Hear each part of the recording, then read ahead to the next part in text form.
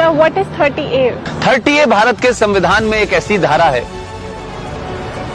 ये धारा ये कहती है कि हिंदू अपने धर्म की शिक्षा नहीं दे सकता, अपने कॉलेज में नहीं दे सकता, प्राइवेट कॉलेज में नहीं दे सकता, इसके लिए कॉलेज नहीं बना सकता, और जो सरकार के जो कॉलेजेस हैं उसमें नहीं दी जा सकती। लेकिन एक धारा है 30, वो 30 धारा मुसलमानों को इस बात की इजाजत देती है कि वो अपनी मजहब की शिक्षा के लिए कॉलेज खोल सकते हैं, वो मदरसे चला सकते हैं, क्रिश्चियन अपने मदरसे चला सकते हैं, स्कूल इंस्टीट्यूशन चला सकते हैं जहां वो अपने मजहब की शिक्षा दे सकते हैं। मेरा सवाल यह है, क्या संविधान के निर्माताओं को इस बात का बोध नहीं था कि सिम्मी जी, अगर आप अपने धर्म की शिक्षा आपको नहीं मिलेगी तो आप में संस्कार कहां से आएंगे, आप में फेथ कहां से आएगा, आप वेद क्या हैं, पुराण क्या है, कैसे जानेंगे अगर आपसे कहा जाए आपको यह नहीं पढ़ना है। और भारत में एक ऐसी सिविलाइजेशन जिसके 5000 साल का जो रिटन डॉक्यूमेंटेशन है, उसमें भारत का कोई भी आप दौर देख लें, कभी भारत की सनातन संस्कृति के मानने वालों ने दुनिया के किसी देश पे हमला नहीं किया। यह शब्द बलात्कार हमारी संस्कृति का हिस्सा नहीं था। ये घूंघट इसलिए नहीं था कि हमारे यहां था, हमको गलत नैरेटिव दिया क्या।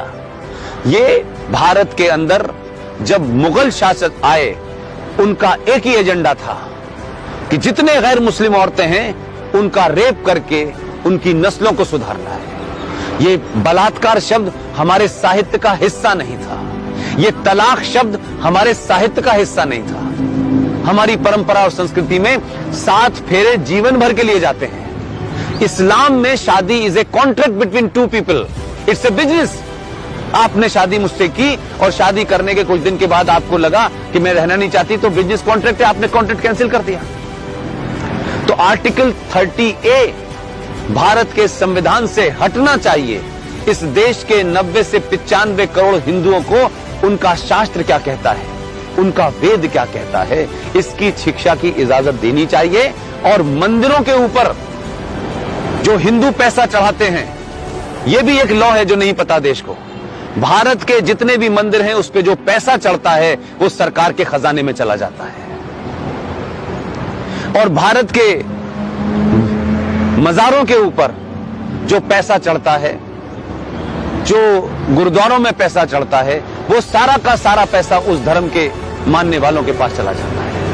सिर्फ भारत के हिंदुओं का पैसा जो आप अयप्पा पे चढ़ाती हैं, जो महाकाल पे चढ़ाती हैं, जो वैष्णो देवी पे चढ़ाती हैं, वो पैसा सरकार ले लेती है। तो अगर भारत के मंदिरों पे चढ़ने वाले पैसे से भारत के लोग, हिंदू लोग, सनातनी लोग अपने विश्वविद्यालय खोलना चाहें कि हम सनातन के बारे में बताएंगे, पुराणों को पढ़ाएंगे, तो उसकी भी छूट नहीं है। ये संविधान में 2 धाराएं एंटी हिंदू हैं, इनको समाप्त होना चाहिए।